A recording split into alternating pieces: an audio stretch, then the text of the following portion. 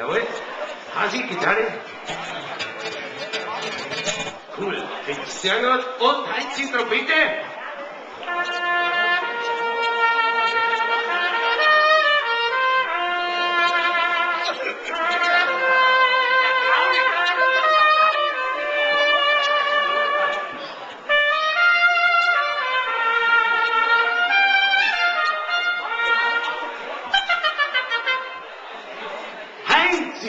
Wunderbar. Ein bisschen spät, ein bisschen früher für dieses traurige Lied, eine Song, gell? Also, jetzt kriegt die Carmen ein Lied, und zwar ein bayerisches Lied, und zwar ein Lied von der Münchner Zwietracht, und ihr müsst alle mitklatschen.